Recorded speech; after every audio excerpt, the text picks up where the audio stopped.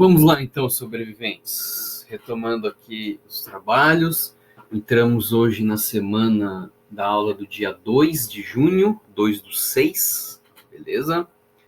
Vamos falar então agora, essa semana, sobre mais um teórico raiz, assim, importante dentro do pensamento liberal, que é o John Stuart Mill.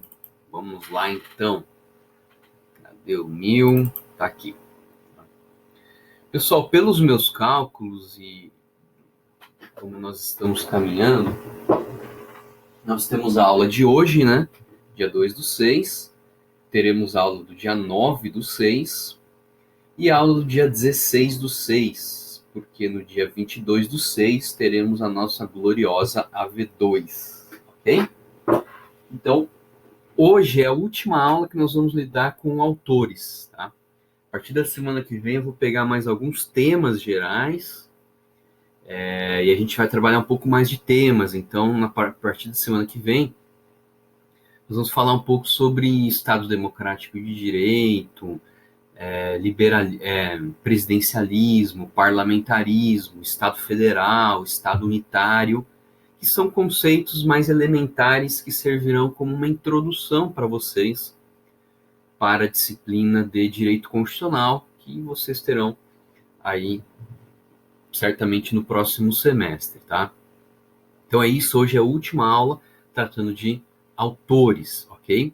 Então nós vimos, vai faltar vários outros autores, vários outros pensadores, só que creio eu que nós tivemos um contato razoável sobre um pensamento base, sobre um pensamento clássico para a compreensão do Estado moderno, tá? Nós vimos aí Maquiavel, Baudin, Hobbes, Locke, Rousseau, Montesquieu, Tocqueville e agora John Mill. Então, principalmente, eu priorizei pensadores que formam a base estrutural do Estado moderno, do ponto de vista conceitual, tá? Vai faltar certamente autores importantes, principalmente do século XX, tá?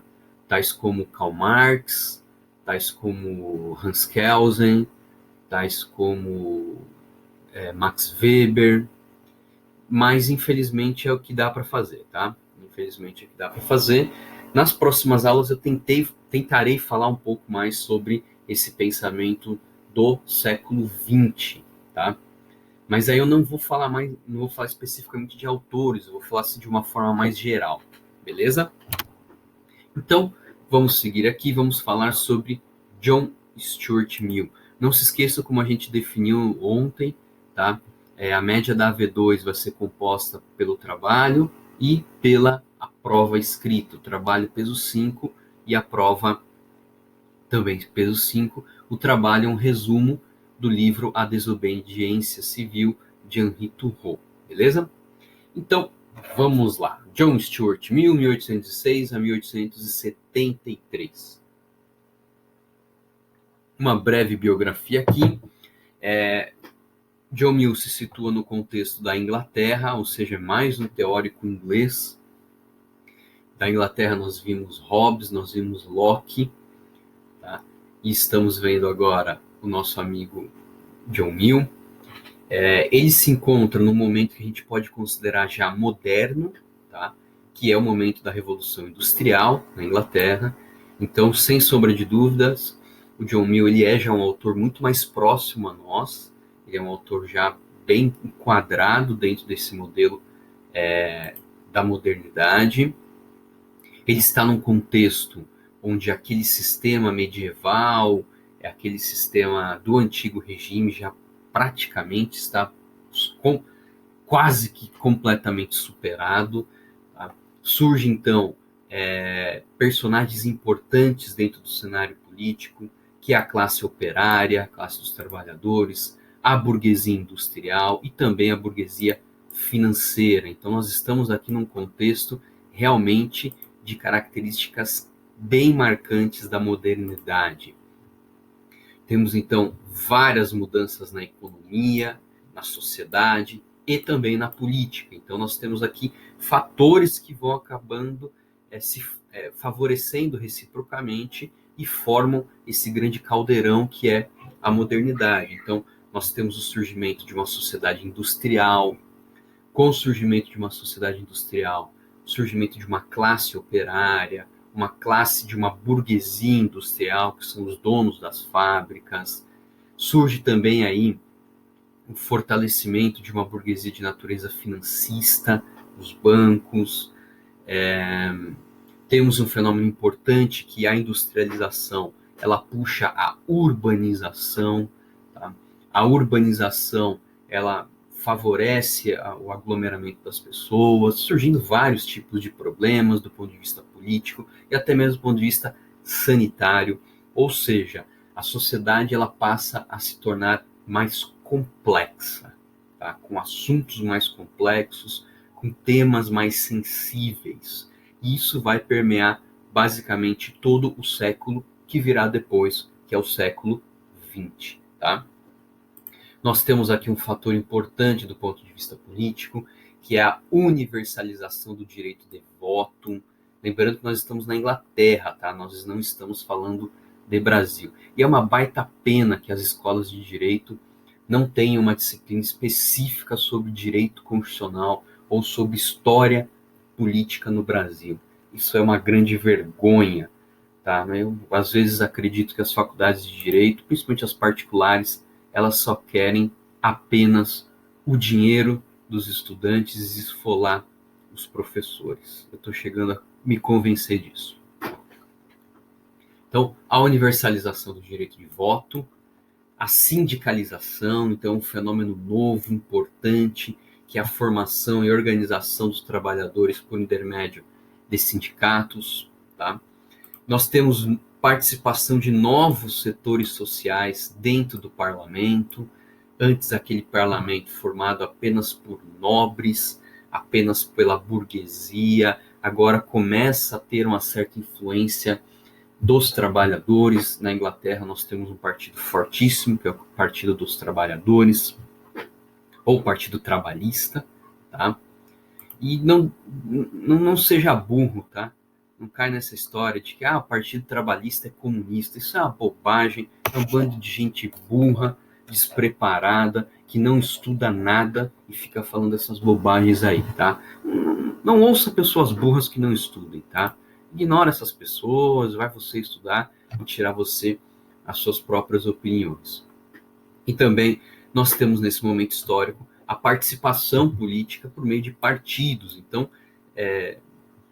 personagens, atores sociais aí extremamente importantes estão surgindo e serão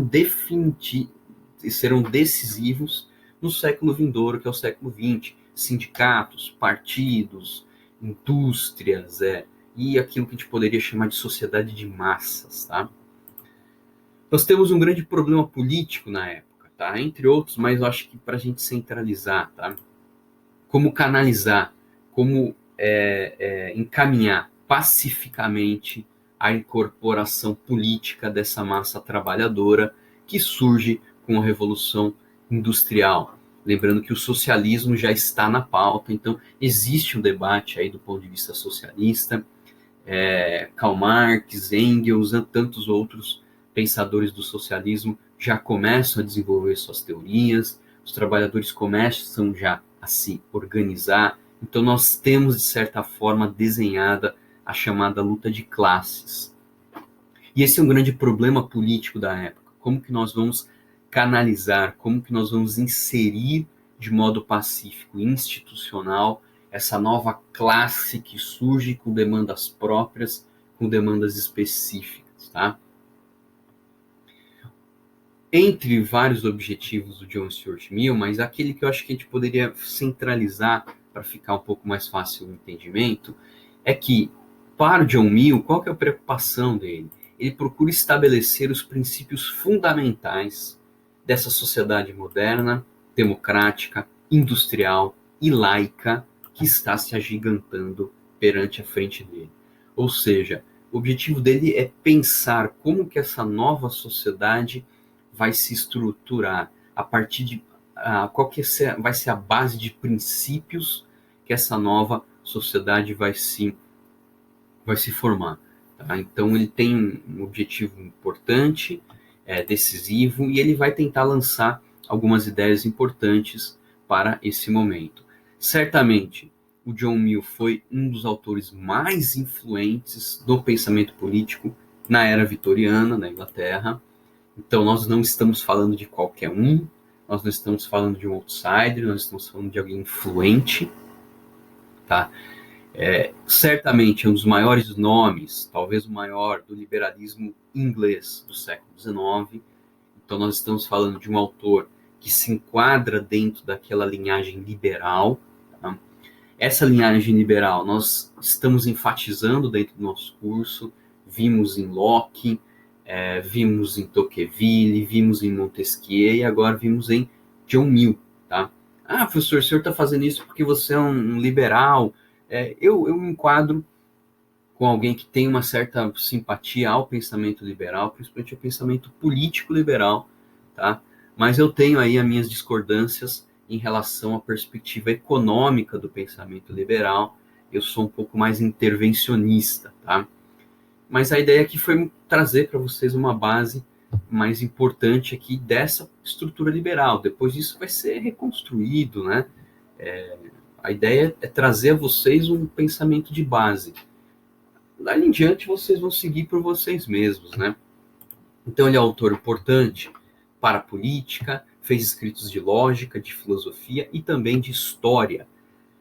O pai de John Stuart Mill era o James Mill, também um dos pensadores mais importantes da Inglaterra da época, considerado um dos pais do chamado utilitarismo, que é uma corrente filosófica que tem dois grandes nomes: James Milton, pai do John Stuart, e o Jeremy Bentham, que também é considerado um dos pais do utilitarismo. O utilitarismo é uma corrente filosófica, tá?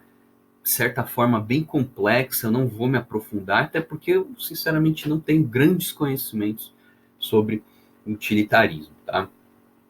O nosso amigo John Mill trabalhou na famosa Companhia das Índias Orientais, tá? Talvez o primeiro case de globalização, de opressão colonial, tá? Pelo menos de uma forma empresarialmente organizada. Em 65, ele é eleito representante de Westminster no parlamento, ou seja, teve uma atividade parlamentar. Eu confesso que eu não conheço assim, quais foram as grandes atividades de John Mill como parlamentar. Tá certo? Deve ter aí estudos nesse sentido, né, para ver qual foi a função dele, o que ele contribuiu como um parlamentar, mas eu não conheço, tá, gente? Depois disso, ele não se reelege, né? Aí ele se exila, um autoexílio, né?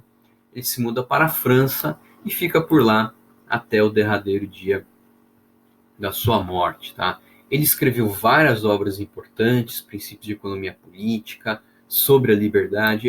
Eu considero muito uma leitura sobre esse livro, On Liberty, né, sobre a liberdade. É um livro pequeno, seria muito bom que as pessoas lessem esse livro aqui. E vários outros, né, considerações sobre o governo representativo, o utilitarismo, que é algo mais filosófico, e um livro muito importante que é sobre a sujeição da mulher. Se você é uma feminista, tá, antes de queimar os seus sutiãs, eu recomendo que vocês leiam Stuart Mill. Tá? Ele talvez seja um dos primeiros autores importantes e de peso do pensamento político que defende veementemente, invoca a defesa de direitos políticos, eu diria de direitos civis, em sentido geral, para as mulheres. Tá? Beleza? Então, esse foi um brevíssimo introdução sobre o nosso amigo John Mill. Antes de entrar mais no pensamento político, eu vou falar brevemente um pouco sobre o utilitarismo presente no pensamento de John Mill. Como eu disse a vocês, eu não sou um profundo conhecedor sobre o pensamento filosófico utilitário, então a gente vai fazer aqui um voo bem rasante para a gente ter apenas uma noção geral sobre a perspectiva utilitarista, tá? O John Mill, ele se alinha ao utilitarismo de Bentham e James Mill, ou seu pai, James Mill, e Bentham, Jeremy Bentham. Mas também ele é um crítico desse modelo, tá? Ou seja, ele não tem uma adesão completa e pura ao utilitarismo anterior de Bentham e James Mill. Ele adere a esse utilitarismo, acho que por razões estratégicas políticas também, tá? Só que ele também apresenta críticas, crítica no sentido de uma melhora, de uma reformulação desse pensamento utilitarista. Mas, basicamente, o que seria a essência desse pensamento utilitarista? Aqui eu coloquei 2 frases de Jeremy Bentham. A medida do certo e do errado, ou seja, como a gente define o que é certo e o que é errado, é a partir do bem para o maior número das pessoas. Tá? Isso é bem típico do pensamento utilitário. A medida do certo e do errado é o maior bem para o maior número de pessoas. Ou seja, o utilitarismo raiz, ele adota como um critério de julgamento a questão do bem para o maior número de pessoas. Então, na sua base, um pensamento filosófico quantitativo. Tá? Estamos fazendo bem se estamos fazendo algo certo e se estamos gerando o máximo de bem para a maior parte da população. Tá? O bom, o que seria o bom, né? O bem? O bom é o prazer ou a ausência de dor. Tá? Então, aqui é uma perspectiva bem objetiva. Eu estou falando de bem para o maior número de pessoas se eu proporciono maior bem-estar para esse maior número de pessoas. E o mal é justamente a dor ou ausência do prazer. Tá? Então, o bem é prazer e ausência de dor, de sofrimento, e o mal é a dor ou a ausência de prazer. Então, temos algo certo ou errado na medida em que essa conduta gera a maior proporção de bem, ou seja, de prazer e ausência de dor, para o maior número de pessoas. Tá? Dentre as críticas que Jeremy Bentham traz, uma delas é que o utilitarismo falha por pensar apenas do ponto de vista quantitativo. Então, o John Mill ele acaba formulando algumas propostas de revisão do utilitarismo, tentando trazer elementos mais de natureza qualitativa. Tá? Qualitativa. Beleza? Então, até tem um desenho que eu gosto muito, que é o Simpsons. Sempre aparece lá na prefeitura uma frase lá dizendo democracia para justiça para o maior número de pessoas, né? Justiça para a maioria, alguma coisa assim. Isso é uma perspectiva muito utilitarista. Tá? Então, o justo é o justo para a maioria das pessoas. Só um pouquinho que eu tô falando com a minha filha. O quê? Uma ajuda para levar as minhas bonecas. Tá, agora não posso. Deixa eu só terminar isso aqui e eu te ajudo lá, beleza? Tá. Então, voltando, desculpa. Então, a ideia é essa. Tem na prefeitura lá dos Simpsons, diz lá, justiça para o maior número de pessoas. Isso é tipicamente algo de uma perspectiva utilitarista. Então, se eu consigo promover o bem, ou seja, a potencialização do prazer e a diminuição da dor para o maior número de pessoas, tá? Eu estou sendo justo, eu estou sendo correto, tá? O John Mill ele tenta rever um pouco essa perspectiva, tá? Mas basicamente a gente tem o utilitarismo nessa equação aqui, ó. Potencializar o prazer, tá? Utilidade quer dizer prazer, e aqui não prazer do ponto de vista apenas material, tá, gente? A gente tem, principalmente no Brasil, né, como a gente tem uma cultura muito, sei lá, muito sexual, a gente pensa em prazer sempre numa perspectiva de prazer físico. Não necessariamente, tá? Depois eu vou falar um pouco melhor. Nós temos prazer também de outras perspectivas que não necessariamente um prazer físico, né? Alimentar, sexual. Tá? Existe um prazer estético, existe um prazer no conhecimento, Existe um prazer em estar com pessoas que a gente gosta. Agora, na pandemia, isso está ficando muito claro, né? Sempre longe das pessoas que a gente gosta. A gente vê a falta que se tem de sentar numa mesa, tomar uma cerveja e conversar, tá? Então, potencializar o prazer, ou seja, a utilidade, quer dizer prazer, e minimizar a dor, minimizar o sofrimento. Isso pode ser abarcado em várias perspectivas, tá? A dor e sofrimento não somente no aspecto físico, mas em outros aspectos também. Para John Mill, então, existem prazeres de natureza superiores, aquilo que eu falava anteriormente, que estão relacionados ao intelecto, à imaginação, às emoções, aos sentimentos morais. Existe prazer em assistir uma peça de teatro, existe prazer em ir ao cinema, existe prazer a ler um livro. Isso é prazer, tá? Isso é prazer. Então não existe só esse prazer que ele chamaria de inferior, que são aqueles mais associados às necessidades e exigências físicas, tá? Uma boa alimentação, uma boa bebida, o prazer sexual também. Então, tudo isso, de certa forma, são prazeres maiores e prazeres menores, superiores e inferiores. Os dois são importantes, tá?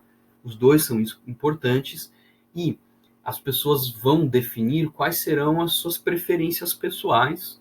E não é nada de errado uma pessoa ter uma preferência pessoal em satisfazer os seus prazeres inferiores. Não há nada de errado do ponto de vista ético e moral em relação a isso. Nada de errado, tá? Então, as pessoas podem ter preferências pessoais em relação a cada um desses prazeres. O que é importante, tá? É que elas tenham a possibilidade de experimentar ambos esses prazeres. Isso eu acho que é importante, tá? E vai numa questão, por exemplo, uma análise da cultura, né? O povo brasileiro não gosta de cultura. Será que ele não gosta ou ele nunca teve acesso a uma cultura digna, decente, de qualidade? Tá? Será que é porque o povo brasileiro não gosta de cultura? Talvez seja porque ele nunca teve acesso a uma cultura de qualidade, sempre foi jogado para ele uma cultura de massa, de baixa qualidade. E se o sujeito não experimentou, ele não tem como escolher as coisas na vida dele, tá? A escolha pressupõe experimentar, tá? Então, até esses dias eu estava pensando, do ponto de vista das lives, né? A pandemia, ela trouxe uma desgraça na nossa vida, mas de certa forma ela está trazendo algumas coisas que nós não tínhamos antes, tá? Então, lives envolvendo debates de política, de direito, que antes ficavam circunscritos só a feudos acadêmicos. Se você quisesse participar, pelo menos ouvir de um debate desse, você tinha que estar em São Paulo, você tinha que estar no Rio, você tinha que estar em Floripa, em Curitiba, porque são círculos fechados. O mundo acadêmico é um mundo fechado, tá? Muito embora eles deixem as portas abertas, ele é um mundo fechado, só participa quem a academia quer que participe. Com as lives, a academia se obrigou a se democratizar, mesmo ela não querendo. Tá?